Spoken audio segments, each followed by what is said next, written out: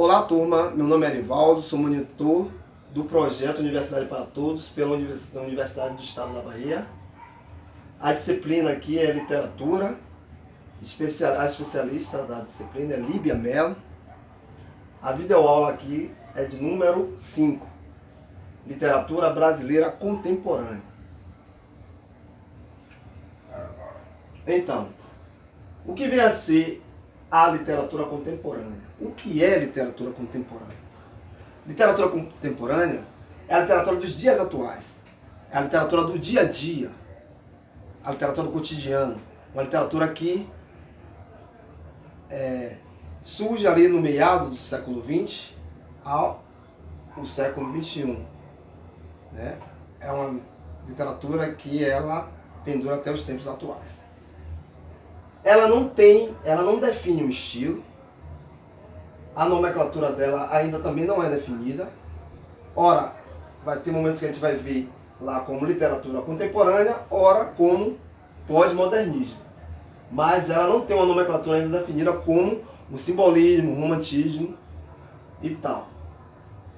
Seu período da diversidade, é bom frisar esse momento aqui, que é um período que aqui tem várias expressões dialogando uma com a outra. São várias expressões dialogando uma com a outra. Vários estilos, várias posturas aqui em diálogo um com o outro. Então, é bom ter essa ideia aqui desse período da diversidade na literatura contemporânea. Contexto histórico. Eu trago essa infeliz imagem, né, que foi a ditadura militar no Brasil. Então aqui a gente tem manifestantes, aparentemente estudantes aqui, né, sendo reprimido pela polícia aqui brasileira da época da ditadura militar. Então essa truculência da repressão militar nesse período histórico da literatura contemporânea. Mas antes disso, é bom frisar aqui o período de desenvolvimento tecnológico, que foi aquele período do governo Juscelino Kubitschek, o governo popular da época, e que veio acontecendo vários reflexos na sociedade, né? Como, por exemplo, a Bolsa Nova, o Cinema Novo, o movimento das Tropicália, a gente tem aqui também o movimento de vanguarda, né? E o surgimento da televisão. Então era toda uma euforia da época, né? Todo um momento frenético, que para um banho de água fria foi o acontecimento do golpe militar, através da renúncia do governo Jânio Quadros para a posse de poder do ditador João Goulart. Então, o país, desde então, passou da euforia um momento de tristeza, porque era uma sensação de medo que acontecia e também de censura. Com a posse de João Goulart, com a ditadura, com esse golpe militar, o Brasil passou a fechar o Congresso, passou a censurar certas músicas, passou a também torturar muitos artistas e intelectuais que, ora, também foram exilados com a ditadura militar, monitoria das escolas. Então foi um momento truculento e muito triste para a história do país. Também teve aquela sensação de, na verdade, teve uma imposição do nacionalismo, né?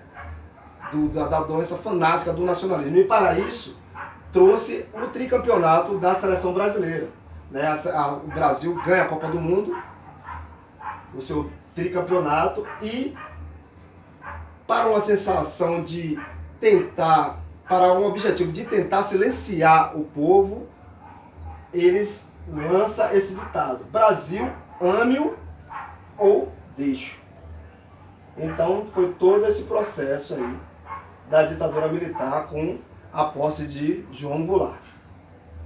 Anos 70, já com o presidente Figueiredo, é ele que vai sancionar ali da anistia, e que também dessa lei vai trazer aqueles que foram lá exilados, né,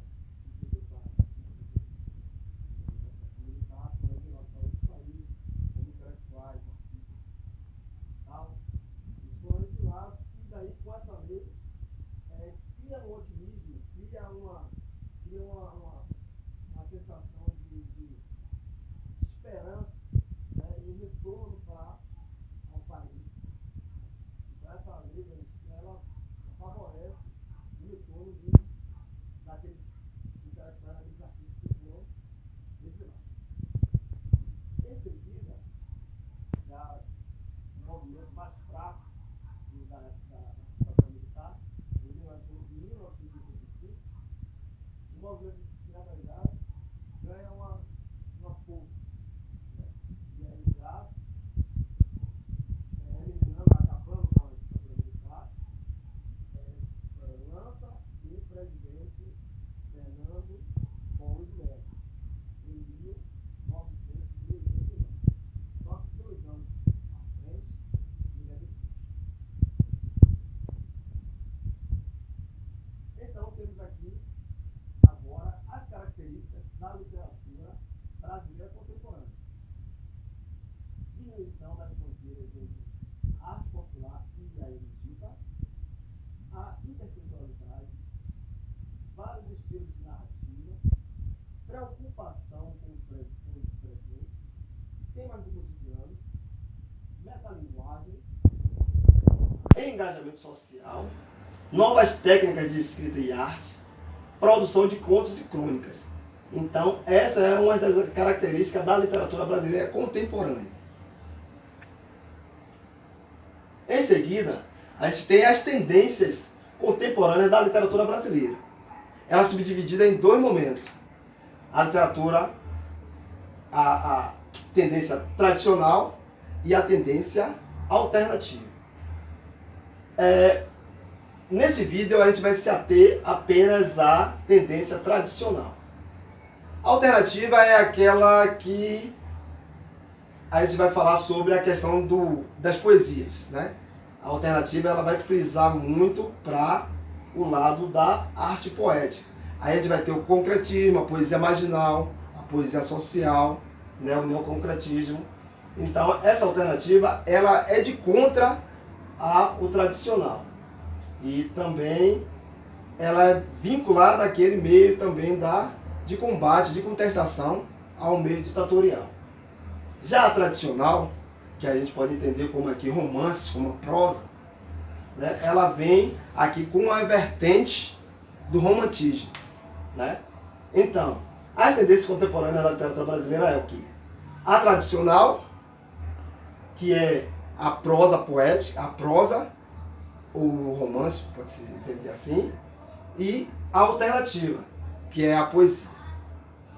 Vamos então para cada uma dessas tendências contemporâneas da literatura brasileira tradicional. Prosa na literatura brasileira contemporânea. Principais autores e suas obras. Romance regionalista. Aqui vai ser um romance, né, uma prosa que vai tratar da zona rural, né? Ela tem uma pegada também, tem uma afinidade com uma característica com o movimento modernista. Então a gente tem aqui primeiro autor Mário Palmério, com a representação de Mário Palmério, sua obra Vila dos Confins. José Cândido de Carvalho, O Coronel e o Lobisomem. Antônio Calhado, com a sua obra Guarupi, né, que é uma obra indígena, que vai falar sobre a circulação dos povos indígenas aqui do Brasil. Também vai envolver com a questão da ditadura militar. E Everton Salles, além dos Maribus. Esse é o romance regionalista. Esses são os autores em destaque desse estilo de prosa. Em seguida, a gente tem um romance intimista. O que vem a ser esse romance intimista? vai ser um romance que vai tratar sobre a questão do ser humano, vai tratar sobre a questão dos problemas psicológicos do humano. Ou seja, o trauma, o estresse, né, a solidão, tudo isso vai estar junto à questão do psicológico, que vai estar tratando no campo tanto da moral, da moral, do espiritual e do metafísico. Temos aqui então autores em destaques, como autores e obras em destaques, como Lígia Fagundes Telles, com Ciranda de Pedra, Altran Dourado, com a Ópera dos Mortos, Lia Luft, com sua obra Reunião de Família, Fernando Sabino, O Encontro Marcado, e Chico Buarque, com a obra Estou. Esses então são os autores e seus romances, suas prosas que têm esse estilo intimista, em destaque. Um outro romance aqui que também traz toda essa questão do estilo tradicional é o romance urbano social, né? Esse romance urbano social, ele vai tratar ali do centro urbano, né? Vai tratar ali sobre o centro urbano, sobre a questão dos problemas, né, que acontece ali no centro, com a questão da burguesia, né, com a questão também da luta do operário, com a violência urbana, com o medo e muito mais. Então, em destaque aqui a gente tem como autores e suas obras o José Conde, com sua obra Um Ramo para a Luísa, Carlos Heitor Cone, com a obra O Ventre, Dalto Trevisan, com O Cemitério de Elefantes. Agora a gente tem aqui os romances políticos. Esse romance político, essas prosas, é uma prosa que surge ali no final da ditadura militar. Então essas prosas, elas são classificadas em outras, né, em outros estilos, que eu vou classificar, que eu vou expor aqui. Então, o romance político, ele vai estar com a paródia histórica, o romance reportagem, o romance policial, o romance histórico, o romance realismo fantástico ou surrealismo. Vejamos então aqui o romance paródia histórica, né? Que seus autores aqui em destaque é Ariano Suassuna, com sua obra A Pedra do Reino. Temos também o baiano João Ubaldo Ribeiro, com a sua obra em destaque, que é O Sargento Getúlio. O romance reportagem. O romance reportagem é um romance que vai ter uma linguagem jornalística que vai procurar denunciar todo aquele âmbito, toda aquela trajetória, né, da repressão militar, da época da ditadura militar. Então, esse romance reportagem vai ter essa característica, né, de estilo de uma língua jornalística. A gente então tem o quê? Autores como Inácio de Loyola Brandão, com sua obra Zero, Não Verás País Nenhum. Roberto Drummond, com a sua obra Sangue de Coca-Cola. Rubem Fonseca, com sua obra Casa Morel. Um outro romance político é o romance policial. Esse romance policial também vai trazer essa narrativa urbana, né? Então a gente tem aqui em destaque Marcelo Rubens Paiva, com o seu livro Bala na Agulha. Rubens Fonseca, que tem aqui uma obra também titulada, que é A Grande Arte. Esses aqui têm esse teor de romance policial. São os que estão aqui em destaque. Um outro romance também que se engaja nesse romance político é o romance histórico, que vai tratar sobre a questão policial e política também. Então a gente tem aqui toda uma trajetória que vai de contra essa questão ditatorial, do regime ditatorial, com representantes da literatura tradicional, como Ana Miranda, com seu livro Boca do Inferno, Fernando Moraes, com Olga, quem não lembra daquele filme, né?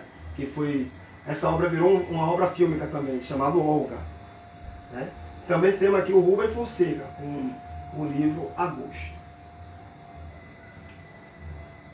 Um outro romance também político é o romance realismo fantástico, ou surrealismo. Aqui, na verdade, os autores desse estilo, né, dessa narrativa, eles vão trabalhar um Brasil de forma metafórica. Então a gente tem aqui o Murilo Rubião, com a sua obra O Pirotécnico Zacarias, J.J. Veiga, com A Hora dos Rumitantes, e Érico Veríssimo, com Incidente em Antares. Agora viemos com uma prosa que é memorialista e autobiográfica.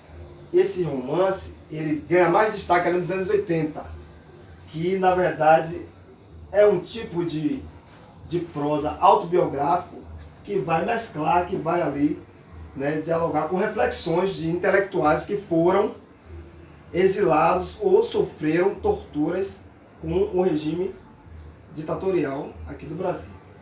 Destaque aqui para Fernando Gabeira. Quem não lembra aqui do filme O Que é Isso, Companheiro, né? Essa obra literária, ela virou também uma obra fílmica, né? O Que é Isso, Companheiro. A gente tem também aqui o Marcelo Rubens Paiva, com uma obra Feliz Ano Velho, e o próprio Érico Veríssimo com Solo de Clarineta 1 e 2. O romance experimental e metalinguístico é aquele romance que vai tratar das estruturas, né? A gente tem aqui o Osmar Lins, a Valovara, com sua obra Valovara, Inácio de Loyola Brandão, com sua obra Zero, Ivan Ângelo, com a sua obra A Festa.